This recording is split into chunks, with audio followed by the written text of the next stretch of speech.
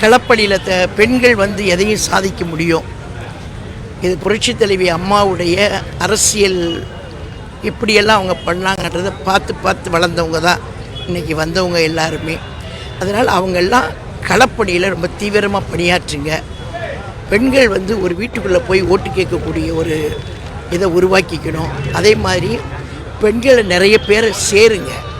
பெண்கள் அரசியலுக்கு வரணும். வந்தால் தான் தமிழ்நாட்டில் ஒரு பெரிய அளவில் நாட்டில் என்ன நடக்குதுன்ற சில சம்பவங்கள்லாம் அவங்களுக்கு போய் சேரும். அதனால் நிறைய பெண்களை சேர்த்திங்கன்னா தான் நம்ம எல்லா பிரச்சனைகளுக்கும் ஒரு தீர்வு காணக்கூடிய ஒரு சூழ்நிலையை உருவாக்க முடியும். அதை நீங்கள் செய்யணும் அப்படின்னு கேட்டுக்கிட்டார். அடுத்து வரக்கூடிய நாட்களில் அடுத்து வரக்கூடிய தேர்தலுக்கெல்லாம் ஆயத்தமாக வந்தது என்னென்ன மாதிரியான பணிகள்லாம் மேற்கொண்டு ஒவ்வொருத்தரும் ஒவ்வொரு வீட்லேயும் போய் உட்காந்து தின்ன பிரச்சாரம் பண்ணுங்க. அது பெண்களால் தான் முடியும் அப்படின்னு சொல்லியிருக்காரு அண்ணன். ஒவ்வொரு பெண்களும் போய் ஒரு தெருவுக்கு போனீங்கன்னா அங்கே உட்காந்து 10 பேரை கூப்பிட்டு வச்சு ஒரு கிராமத்தில் இருக்கக்கூடிய பெண்கள் பேசுகிற மாதிரி பேசுவீங்க. பேசிட்டு அதன் மூலமாக நீங்கள் பிரச்சாரம் பண்ணி இப்போவுமே உள்ளாட்சி தேர்தலுக்கு தயாராகுங்கன்னு சொல்லியிருக்கிறார். அதிமுகவில் பெண்களுடைய பங்களிப்பே வந்து கம்மியாயிடுச்சு, பெண்கள் பெருமளவில் இல்லவே இல்லைன்னு எதிர்கட்சிகள்லாம் விமர்சனம் வைக்கிறது எப்படி பார்க்குறீங்க? இப்போ கொஞ்ச நேரத்துக்கு மேலே வந்து பார்க்கலையா நீ?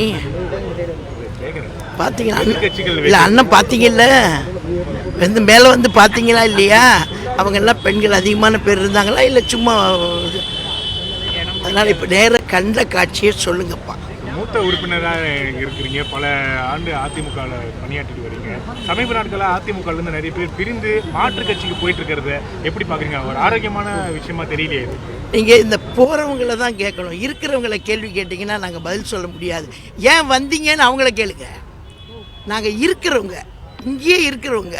அதனால் எங்ககிட்ட கேள்வி கேட்டால் பதில் கிடையாது.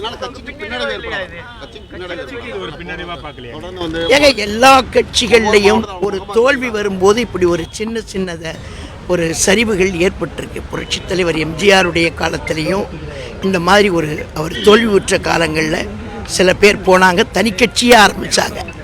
புரட்சித் தலைவர் எம்ஜிஆர் எதிர்த்து தனி கட்சியை ஆரம்பித்தாங்க.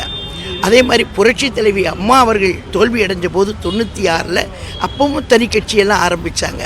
ஒரு தோல்வி வரும்போதெல்லாம் சில பேர் இந்த மாதிரி செய்கிறது பழக்கம். ஆனால் ஒவ்வொரு தடவையும் இந்த மாதிரி வரும்போது அது அந்த கட்சிக்கு ஒரு புதுசாக ஒரு வேகம்தான் வருதே தவிர ஒரு வீழ்ச்சி வர்றதுக்கு வாய்ப்பில்லை. இப்படி தான் அடிபட்டு வளர்ந்த கட்சி தான் அதிமுக. அதனால் ஒவ்வொரு தடவையும் இதை சந்திக்கும் போதெல்லாம் எழுந்து நிற்கும். மகளிர் அணியை பலப்படுத்துறதுக்கு நீங்கள் என்ன முயற்சி? அதை பொதுச் செயலாளர்களுக்கெல்லாம் அறிவுரை சொல்லியிருக்கிறார்ல. ஒவ்வொருத்தரும் போய் திண்ணையில் உட்காந்து அந்த தெருவில் போனீங்கன்னா அந்த திண்ணையில் உட்காந்து பொதுமக்களை சந்தித்து தாய்மார்களை சந்தித்து பிரச்சனைகளை சொல்லுங்கள். நாட்டில் நடக்கக்கூடிய பிரச்சனைகளை மக்களுக்கு கொண்டு போங்க. அவங்க அரசியலை பற்றி தெரிஞ்சுக்கிறட்டும். அதை முதல்ல கொண்டு வந்தீங்கனாலே நீங்கள் எளிதாக உள்ளாட்சி தேர்தலை சந்திக்க முடியும் அப்படின்னு சொல்லியிருக்காரு. கட்சி இன்னைக்கு வலுப்பட்டு இருக்கு, புது உத்வேகம் பிறந்திருக்கு அப்படின்ற சொல்றாங்க. அந்த நம்பிக்கை இருக்கா? எல்லார்கிட்டையுமே இன்னைக்கு அதிமுகவில் இது வந்து தொண்டர்கள் வந்து இன்னைக்கு இருக்கிற கட்சி அனைத்து இந்திய அதிமுக தான்.